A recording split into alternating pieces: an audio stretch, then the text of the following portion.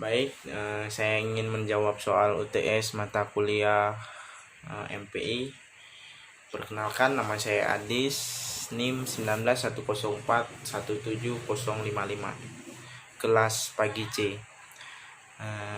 Dosen pengapu yaitu Ade Mursalin SEMM. Jadi saya ingin menjawab soal-soal UTS ini. Yang pertama yaitu sebutkan dan jelaskan apa yang dimaksud dengan manajemen pemasaran internasional menurut 3 ahli. Jadi yang pertama yaitu pemasaran menurut William G. Stanton, sebuah sistem keseluruhan dari beberapa kegiatan usaha yang mempunyai tujuan untuk menentukan harga, merencanakan, mendistribusikan barang atau jasa, dan mempromosikan barang atau jasa yang bisa memuaskan kebutuhan konsumen ataupun calon konsumen. Yang kedua yaitu menurut Philip Kotler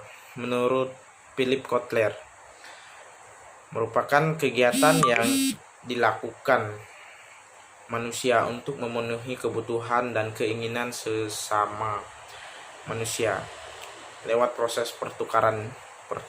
Jadi, Kotler beranggapan bahwa pemasaran adalah suatu proses managerial atau sosial. Konsep pemasaran akan membuat individu maupun kelompok mendapatkan apa yang mereka inginkan atau butuhkan pada aktivitas pemasaran.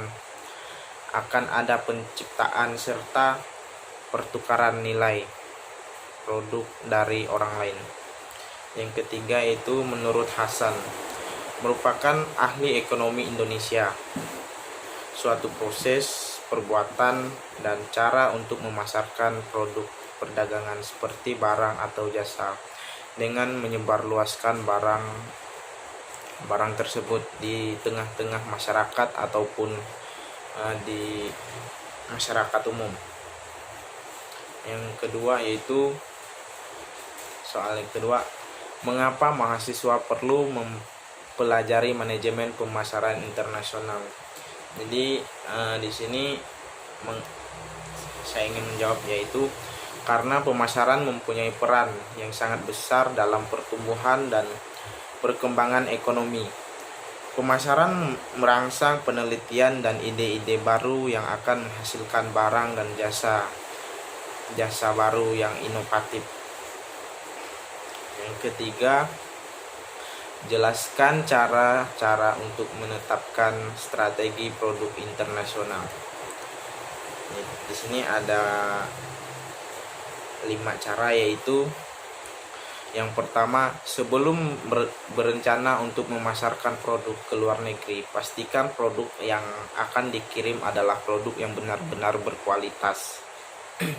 Yang kedua, membuat website dengan menggunakan search engine optimization atau kata lainnya itu SEO.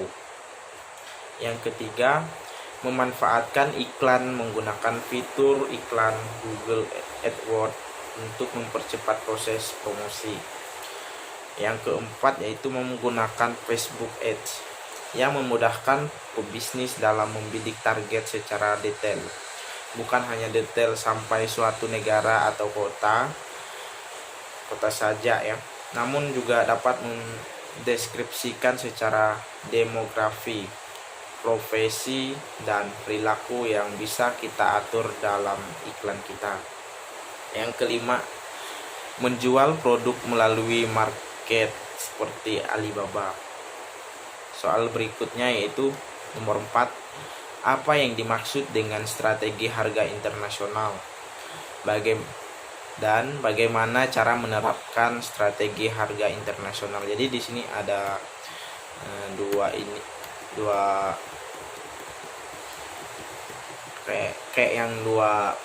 pertanyaan ya. Yang pertama yaitu apa yang dimaksud dengan strategi harga internasional? Strategi menetapkan harga yang efektif untuk para internasional adalah strategi yang dipengaruhi oleh saingan dan biaya, dan mengambil keputusan menyangkut harga. Salah satu cara terbaik untuk memperoleh informasi ini yaitu mengunjungi pasar tersebut, atau biasa yang dikatakan itu langsung terjun ke lapangan untuk memastikan. Dan bagaimana cara menerapkan strategi harga internasional? Yaitu cara menerapkan strategi internasional yaitu menetapkan elastisitas harga dari permintaan yang tidak fleksibel akan memungkinkan harga yang lebih tinggi.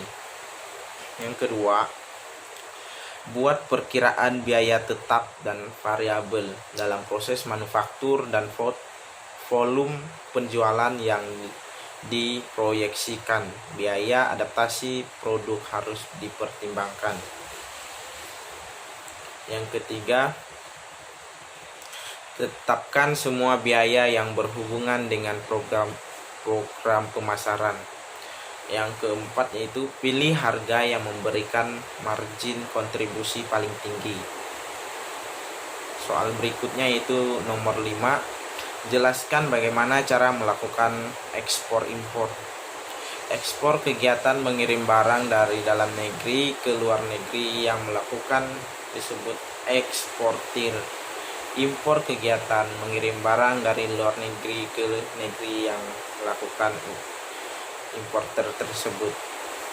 Jadi soal berikutnya yaitu nomor 6.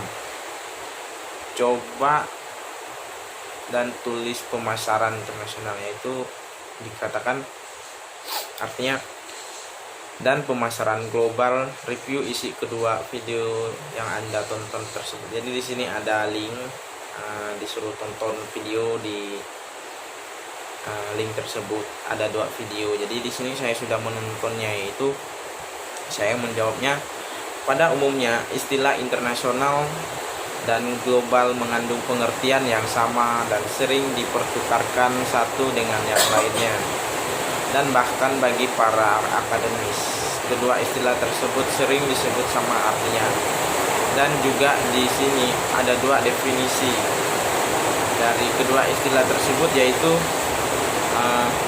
definisi pemasaran internasional, yaitu kinerja kegiatan-kegiatan bisnis yang didesain untuk merencanakan, menetapkan harga, mempromosikan, dan mengarahkan arus barang dan jasa sebuah perusahaan pada para konsumen atau para pemakai di lebih dari satu bangsa untuk mendapatkan keuntungan. Terus yang kedua yaitu pemasaran global, mengacu pada kegiatan-kegiatan oleh perusahaan yang menekan upaya standar NIAS, koordinasi antara lintas pasar dan integritas global. Soal terakhir yaitu soal nomor 7. Bagaimana cara memasukkan Bagaimana cara memasuki pasar luar negeri? Jadi di sini ditanyakan yaitu cara memasuki pasar luar negeri. Yaitu saya menjawab mengekspor.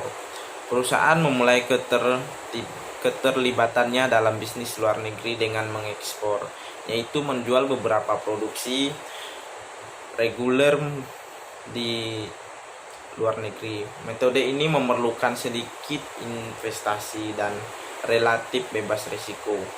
Mengekspor langsung merupakan ekspor barang-barang dan jasa yang dilakukan oleh perusahaan-perusahaan yang memproduksinya untuk terlibat dalam kegiatan mengekspor.